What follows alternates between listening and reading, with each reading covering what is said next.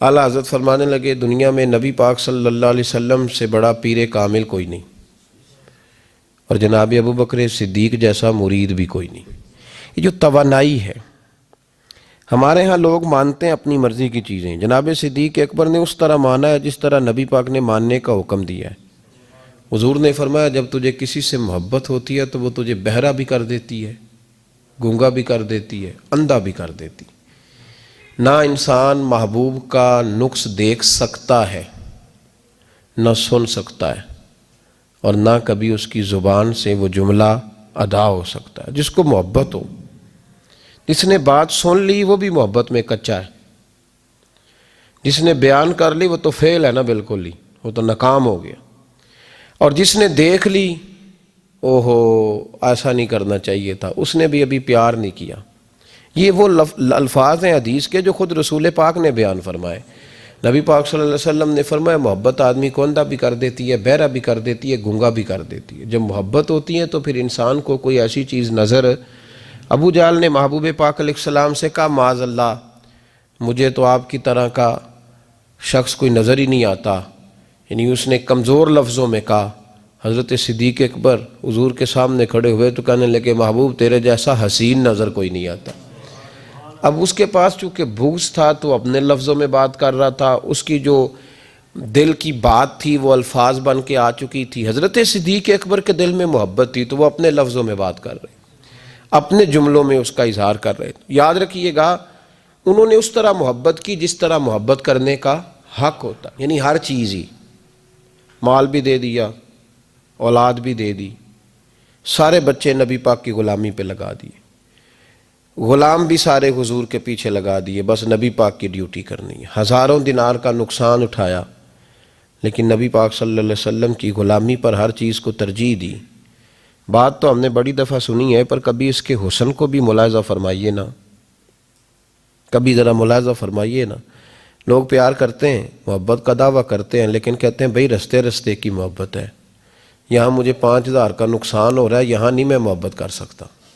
یہ نقصان 5000 کا کون برداشت کرے؟ محبت ضرور ہے پر اب اتنا نقصان کون برداشت کرے؟ جناب صدیق اکبر کا کمال دیکھیے کہ مال کا نہیں جان کا نقصان برداشت کرنے کو بھی تیار ہے۔ کچھ لوگ ایسے ہوتے ہیں کہتے ہیں آگے خطرہ ہے تو ہمیں نہیں جانا چاہیے۔ غار ثور میں جب نبی پاک صلی اللہ علیہ وسلم کو لے کے پہنچے نا حضرت صدیق اکبر، 5413 فٹ اونچی غار ہے، جب حضور ذرا سا چلے تو قدموں کو تکلیف ہوئی تو عرض کرنے لگے حضور آپ میرے کندھوں پہ بیٹھ جائیں، پباں پار قدم نہیں لاؤندا تے سور پہاڑ تے چڑھے آ جاندا، او پہ آ جاندا دے یار نبی دا، اے اصلی دلدار نبی دا۔ حضور کو لے گئے اور جب غار ثور پہ پہنچے تو کہنے لگے حضور مجھے اندر خطرہ لگتا ہے، آپ ٹھہریں پہلے میں جاتا ہوں، پہلے میں جاتا ہوں۔ جناب صدیق اکبر تشریف لے گئے اور دیکھیں نا سالوں پرانی غار پڑی تھی، اس میں بڑا کچھ تھا، لیکن جناب صدیق اکبر نے پگڑی پھاڑ پھاڑ کے غار صاف کی۔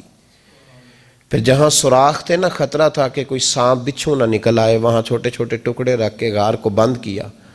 جب مکمل تسلی کر لی تو کہا حضور اب آپ تشریف لے آئیے۔ اب جب غار سے نکلے نا جانے کے لیے، اس انداز کو بھی ذرا دیکھیں۔ لوگ آج خشک دین کے بڑے قائل ہیں، کہتے ہیں بس ٹھیک ہے نماز پڑھنی چاہیے، روزہ رکھنا چاہیے، اتنی لمبی باتیں، آپ معرفت کی بات کرتے ہیں، آپ محبت کی بات کرتے ہیں، آپ وارفتگی کی بات کرتے ہیں۔ کچھ لوگوں کو تو لفظ عشق ہی بڑا برا لگتا ہے، وہ اس جملے تک جانا ہی پسند نہیں کرتے۔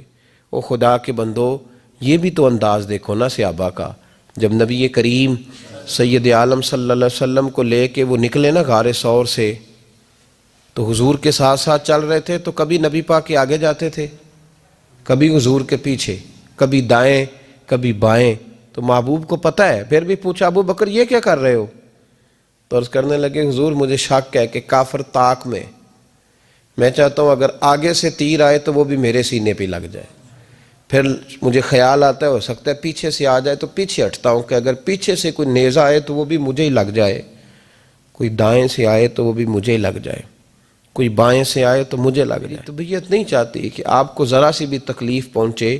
یہ ذائقہ جب نبی پاک کے لیے لوگوں کے دلوں میں پیدا ہوتا ہے تو پھر اللہ تبارک و تعالیٰ دین کی روشنی روح تک عطا فرما دیتا ہے۔ امام فخر الدین رازی نے لکھا ہے، سینکڑوں سال پہلے کے مفسر، اب تو لوگ سارا کچھ کھاتے میں ڈال دیتے ہیں نا، کچھ مخصوص لوگوں کے۔ امام فخر الدین رازی نے لکھا، دیکھیں بات بڑی سادی سی ہے، لیکن حضرت ابوبکر صدیق کا بھی اپنا ذائقہ ہے۔ حضور نے انگوٹھی دی، کہا جاؤ اس انگوٹھی پہ نا اللہ کا نام لکھوا لاؤ۔ پہلے یہ بتائیے کہ چھوٹے چھوٹے کام اتنے بڑے بڑے لوگوں کو بھی بتائے جاتے ہیں۔ یہاں تو پانی پلانے کے لیے اور بندہ ہوتا ہے، اور جو تھوڑا سیانا ہوتا ہے وہ کہتا ہے یہ میری ڈیوٹی تو نہیں نا، میں تو صاحب ہوں، مجھے تو خود میں آیا ہوں مجھے پانی پلایا جائے، آپ یہ کیا کہہ رہے ہیں میں پانی پلاؤں؟ حضرت ابوبکر صدیق رضی اللہ تعالیٰ عنہ کو نبی پاک کام بتاتے تھے، اپنے ذاتی چھوٹے کام جو کوئی بچہ بھی کر کے آ سکتا ہے، لیکن یہ بھی میرے محبوب کی محبت ہے۔ فرمایا جو میری ذات کے تعلق سے کام ہوگا وہ میرا ابوبکر ہی کر کے آئے گا۔ جناب صدیق اکبر کو انگوٹھی دی، فرمایا جاؤ اس پہ اللہ کا نام لکھوا لاؤ۔ امام فخر الدین رازی نے لکھا ہے جناب صدیق اکبر گئے، کہتے ہیں میں نے لکھنے والے سے کہا کہ اللہ کا نام لکھ دو، پھر میری طبیعت نے گوارا نہ کیا کہ صرف اللہ کا لکھاؤں، میں نے کہا یار اس طرح کرو ساتھ میرے مصطفیٰ کا بھی لکھ دو۔ حضور کا حکم کیا ہے؟ تو حضرت ابوبکر کیا کہتے ہیں؟ یہاں لوگوں کو بڑا شکوہ ہے، کہتے ہیں آپ جناب بڑھا بڑھا کے حضور کی شان بے، اتنی بات کہو جتنی ہے، حد میں رکھو۔ اور میں نے کہا بیوقوف تو حضور کی حد بتا دے نا، ہم وہیں تک رہ جائیں گے۔ بالغ العلا بے کمال ہی کشف الدجا بے جمال حسنت جمیع خصال صلو علیہ وآلہ، تو حد بتا ہم حد تک رہیں گے۔ نبی پاک صلی اللہ علیہ وسلم نے کہا میرا نام لکھو، اللہ کا نام لکھواؤ۔ جناب صدیق اکبر نے ساتھ حضور کا بھی لکھوا لیا۔ واپس لائے نا، حضور کو انگوٹھی دی تو اس پہ لکھا تھا اللہ، محمد اور ابو بکر۔ تو حضور نے فرمایا ابو بکر یہ تو نے کیا کیا ہے؟ میں نے کہا تھا اللہ کا لکھوا لا، تو میرا بھی لکھوا لایا اپنا بھی۔ جناب صدیق اکبر چونک گئے۔ امام فخر الدین رازی نے لکھا چونکے، عرض کرنے لگے یا رسول اللہ میں نے آپ کا نام تو لکھوایا ہے، میری طبیعت گوارا نہیں کرتی تھی کہ اللہ کا ہو اور آپ کا نہ ہو، خدا کا ذکر کرے ذکر مصطفیٰ نہ کرے، ہمارے منہ میں ہو ایسی زبان خدا نہ کرے۔ کہا حضور اللہ کا نام تو آپ نے کہا تھا اور میں نے ساتھ گوارا نہیں کیا کہ آپ کا نہ ہو، تو میں نے لکھوا لیا ہے، باقی اپنا میں نے نہیں لکھوایا حضور، واللہ میں نے نہیں لکھوایا۔ محبوب ابھی بات سو نہیں رہے تھے کہ جبریل امین حاضر ہو گئے، عرض کرنے لگے یا رسول اللہ رب فرماتا ہے ابو بکر گوارا نہیں کرتا کہ میرے نام سے آپ کا نام جدا ہو، تو رب گوارا نہیں کرتا کہ آپ کے نام سے ابو بکر کا نام جدا ہو، لہذا ابو بکر نے آپ کا لکھوایا ہے اور ابو بکر کا رب کریم نے لکھوا دیا ہے۔ تو بھائی محبت جب یہ روپ اختیار کرتی ہے تو اعلیٰ حضرت پھر بول اٹھتے ہیں، فرماتے ہیں اگر مصطفیٰ جیسا پیر کوئی نہیں تو پھر ابو بکر جیسا مرید بھی کوئی نہیں۔ حضرت ابو بکر صدیق سے کسی نے پوچھا آپ کی پسند کیا ہے؟ کہنے لگے ایک میری پسند یہ ہے کہ میری بیٹی مصطفیٰ کے گھر میں جائے اور حضور کی نوکری کرتی رہے، اور یا ابو بکر دوسری، فرمایا دوسری پسند یہ ہے کہ رب مجھے مال دیتا رہے اور میں محبوب کے قدموں پہ قربان کرتا رہوں، تو تیسری، فرمایا تیسری پسند یہ ہے کہ النظر الی وجہ رسول اللہ، حضور بیٹھے رہیں اور میں حضور کے چہرے کا دیدار کرتا رہوں، یہ میری پسند۔ انہوں نے اپنی زندگی ڈھال لی تھی نبی پاک کی غلامی میں، ڈھال لیا تھا اپنے آپ، اس لیے مطمع نظر ہی ایک تھا، زاویہ نگاہ ہی ایک تھا، سوچ ایک کی طرف رہتی تھی، دائیں بائیں جاتی نہیں۔ میرے بھائی جب محبت خالص کرنی ہے تو میرے اسا فرمایا کرتے تھے کسی نے حضور کا عشق سیکھنا ہے تو جناب صدیق اکبر سے سیکھے، ان سے سیکھو حضور سے محبت کس طرح کرنی، انہوں نے غلامی کس طرح کا انداز۔ ایک دن بیٹھے بیٹھے نا ایسے مسجد میں بیٹھے ہوئے تھے تو اچانک اٹھے، ہوش مند آدمی تھے، دانا آدمی تھے، بڑی ڈیوٹی کرنے اٹھے، تو جو ملک شام کی طرف رستہ جاتا تھا نا مدینے کا، اس رستے جانے لگے۔ امیر المومنین حضرت ابو بکر صدیق جاتے جا رہے ہیں، تھوڑی دیر گزری تو کچھ صحابہ نے کہا حضور آپ کدھر جا رہے ہیں؟ ہم بھی پیچھے پیچھے، کدھر جانا ہے؟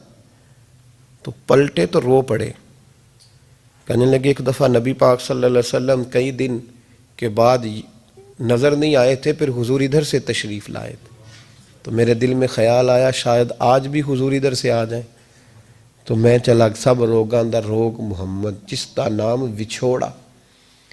کہا میں جب بہت علیل ہوئے نا حضرت صدیق اکبر، تو جناب عمر فاروق رضی اللہ تعالیٰ عنہ نے ایک طبیب بلایا ملک شام سے، کہا اسے دیکھو تو صحیح، روز بروز کمزور ہوتے جا رہے ہیں۔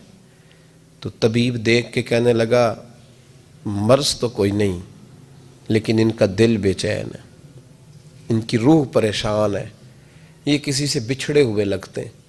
تو حضرت عمر کہنے لگے صدیق کیا بات ہے یار، کس سے بچھڑے ہو؟ تو جناب ابو بکر نے آنکھ کھول کے دیکھا، فرمایا تجھے تو جیسے پتہ ہی نہیں، تمہیں تو جیسے خبر ہی نہیں۔ تو حضرت عمر بھی رو پڑے، بھائی محبت کی تو ٹوٹ کے نبی پاک صلی اللہ علیہ وسلم کے ساتھ ان کی وفاؤں کا رشتہ رہا تو پھر حد درجے کا رہا، ہر چیز قربان کی۔ یہ جو لوگ سوچ سمجھ کے چلتے ہیں نا، وہ بیچارے اپنے ذائقے کھو بیٹھتے ہیں سارے۔ حضرت صدیق اکبر رضی اللہ تعالیٰ عنہ کی زندگی بتاتی ہے کہ حضور کی غلامی کرو تو کھل کے کرو، ڈٹ کے کرو۔ پھر جو بچا بچا کے رکھتے ہیں ان کے پاس کچھ بھی نہیں رہتا۔ خود محبوب پاک صلی اللہ علیہ وسلم نے فرمایا حضرت اسماء بنت ابی بکر صدیق سے، فرمایا رب کے رستے میں جب دے تو گن گن کے نہ دیا کر، ورنہ وہ بھی تجھے گن گن کے ہی دے گا، اور کوئی چیز بچا کے نہ رکھ، اس کے رستے میں بے حساب دے، وہ بھی تجھے بے حساب ہی عطا فرمائے گا۔ ہم محبت میں بھی کنجوسی کرتے ہیں، سوچ سمجھ کے تھوڑی سی، تو وہ کس طرح کی محبت ہے جس میں بندہ سوچ رہا ہے، غور کر رہا ہے، ارادہ کر رہا ہے، تیاری کر رہا ہے، دیکھ رہا ہے، پرکھ رہا ہے، وہ کیسے آگے بڑھے گا؟ غلامی تو غلامی ہوتی ہے، غلاموں کی سوچیں اپنی نہیں ہوتی، سوچیں بھی غلام ہوتی ہیں۔ غلام جو ہوتے ہیں وہ اپنے محبوب کی رضا کی طرف توجہ رکھتے ہیں، دائیں بائیں لوٹ کر پلٹ کر ان کا مزاج نہیں ہوتا۔ حضرت ابو بکر صدیق رضی اللہ تعالیٰ عنہ نے محبوب پاک سید عالم صلی اللہ علیہ وسلم کی غلامی کی، ہر لحاظ سے کی، ہر وقت کی، ہر طریقے سے کی۔ امت مسلمہ اگر غلامی کا طریقہ سیکھے گی تو جناب صدیق اکبر سے سیکھے گی۔ حضرت صدیق اکبر بتلائیں گے کہ محبوب کریم سید عالم صلی اللہ علیہ وسلم کی غلامی کس طرح کرنی ہے۔ جب رات تھی نا بدر کی، تو کافروں کا سب سے بڑا نشانہ یہ تھا کہ کسی طرح حضور کو شہید کیا جائے۔ وہ پورا فوکس کیے ہوئے تھے کہ نبی پاک صلی اللہ علیہ وسلم کو شہید کرنا، پوری توجہ تھی۔ تو صحابہ کہتے ہیں کہ ہم نے ارادہ کیا کہ حضور کے لیے علیحدہ سے خیمہ بنایا جائے، چھپر بنایا جائے۔ حضور کے لیے وہ ہم نے چھپر بنا دیا، محبوب اس کے اندر قیام کرنے لگے۔ اب خیال یہ تھا کہ یہاں ڈیوٹی کون کرے گا، ڈیوٹی کون کرے گا، یہاں کون ٹھہرے گا، یہاں یہ بڑے خطرے والی جگہ ہے، یہاں کون ٹھہرے گا۔ فرماتے ہیں جب گفتگو ہونے لگی تو جناب صدیق ایک بار فٹافٹ بولے، کہنے لگے تمہیں ضرورت کیا ہے انتخاب کرنے کی، میں جو ہوں، جب تک میں موجود ہوں کسی کافر کی جرت نہیں مصطفیٰ کے خیمے کی طرف بھی دیکھ سکے، طاقت ہی نہیں۔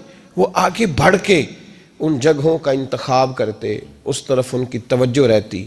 میرے محبوب پاک علیہ الصلاۃ والسلام ان پر اعتماد کرتے۔ 17 نمازیں نبی پاک نے جناب صدیق اکبر کے پیچھے ادا فرمائی، 17 نماز۔ اور جناب ابو بکر کا بھی یہ حال تھا۔ آج تو باہر کھڑے ہو کے سلام پڑھو تو کچھ لوگ کہتے ہیں سلام آپ پڑھ لیں، کھڑے کیوں ہوتے ہیں؟ کھڑے ہونے سے دقت ہونے لگی۔ میں نے کہا چلو بیٹھ کے پڑھ لو بھائی، اگر اتنی سی بات سے ہی آپ کو دشواری ہے۔